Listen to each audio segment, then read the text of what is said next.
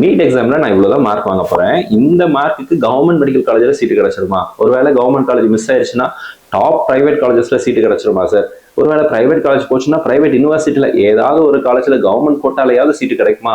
அல்லது management quota போகணுமா? Management கோட்டானா அதுல என்ஆர்ஐன்னு எல்லாம் சொல்றாங்களே, என்ஆர்ஐனா என்ன? அதுக்கு எப்படி அப்ளை பண்றது? என்ன டாக்குமெண்ட்ஸ் வேணும்? என்ஆர்ஐயும் சீட்டு கிடைக்கலன்னா நான் ஒருவேளை டீம்டு யூனிவர்சிட்டிஸ் போகணுமா? டீம்டு யூனிவர்சிட்டிஸ்னா ஆல் இண்டியா கோட்டாக்கு அப்ளை பண்ணணுமா? அது என்ன ஆல் இண்டியா கோட்டா கவுன்சிலிங்? அது என்ன Tamil Nadu counselling, state quota, government quota, management quota, என்னென்னமா சொல்றாங்களே. இந்த கவுன்சிலிங் ஆக்சுவலா எப்படி தாங்க நடக்கும்? ஆன்லைன்ல நடக்குமா, ஆஃப்லைன்ல நடக்குமா, அல்லது இந்த கவுன்சிலிங் ப்ராசஸ்க்கு நான் நேரடியா எங்கேயாவது போகணுமா, அல்லது யாராவது எனக்கு பண்ணி கொடுக்கணுமா? இந்த மாதிரி பல்வேறு தரப்பட்ட கேள்விகளை ஒவ்வொரு நாளும் மாணவர்களும் பெற்றோர்களும் நமக்கு ஃபோன் பண்ணி கேட்டுட்டே தான் வராங்க.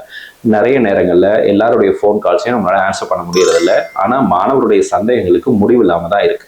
இதனால மிஸ்பா அகாடமியின் சார்பாக ஒரு முக்கியமான முடிவை நம்ம எடுத்திருக்கிறோம்.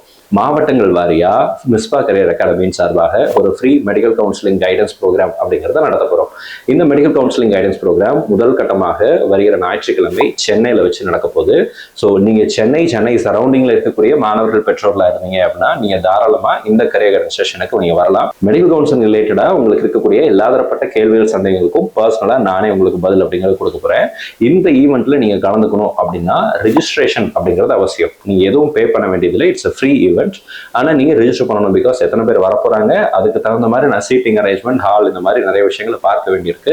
ஸோ அதனால ரெஜிஸ்ட்ரேஷன் பண்ணிடுங்க. இந்த வீடியோட டிஸ்கிரிப்ஷன்ல அல்லது ஃபர்ஸ்ட் கமெண்ட்ல நான் ஒரு கூகுள் ஃபார்ம் லிங்க் கொடுத்துருக்கிறேன். அந்த கூகுள் ஃபார்ம்ல உங்க பேர் என்ன, நீங்க எங்க இருந்து வர போறீங்க, உங்க ஃபோன் நம்பர், உங்க கூட எத்தனை பேர் வர போறாங்க, நீங்க என்ன கேட்க போறீங்க அப்படிங்கிற கேள்வியை அந்த இடத்துல போட்டு வச்சிருங்க. ஸோ தட் உங்களுடைய கேள்விகளுக்குரிய பதிலோட நான் வந்து உங்களை மீட் பண்றதுக்கு அது எனக்கு ஹெல்ப்ஃபுல்லா இருக்கும்.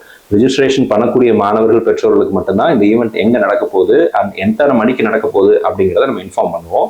So it is going to be closed event. Because நம்மளும் அந்த இடத்துக்குள்ள அத்தனை பேர் அகாமடேட் பண்றது கஷ்டமாகிடும் அப்படின்றதுனால வருகிற மாணவர்கள் பெற்றோர்களுடைய கருதி உங்களுக்கு கம்ஃபர்டபுளான ஒரு பிளேஸ்ல நம்ம அதை நடத்தணும் அப்படிங்கிறதுனால ரெஜிஸ்ட்ரேஷன் அவசியம் அப்படின்னு வச்சிருக்கிறோம். ஸோ மறக்காம ரெஜிஸ்டர் பண்ணிடுங்க. இந்த வீடியோவை உங்களுடைய ஃப்ரெண்ட்ஸ் யாராவது சென்னையில் இருக்காங்க அப்படின்னா அவங்களுக்கு அனுப்பிச்சிடுங்க. கூடிய விரைவில் மற்ற மாவட்டங்களுக்கும் நம்ம வரப்போறோம். ஒருவேளை நீங்க வேற டிஸ்ட்ரிக்ட்ல இருந்து பார்த்துட்டு இருக்கீங்க அப்படின்னா அதை கமெண்ட்ல போடுங்க. நெக்ஸ்ட் உங்க டிஸ்ட்ரிக்ட் நான் கூடிய சீக்கிரத்தில் வர எந்த டிஸ்ட்ரிக்ட் வரணும் அப்படிங்கிறதையும் கமெண்ட்ல போடுங்க. இந்த வீடியோ பிடிச்சிருக்கும்னு நினைக்கிறேன். பிடிச்சிருச்சு அப்படின்னா வீடியோ லைக் பண்ணுங்க. All the very best and thank you so much.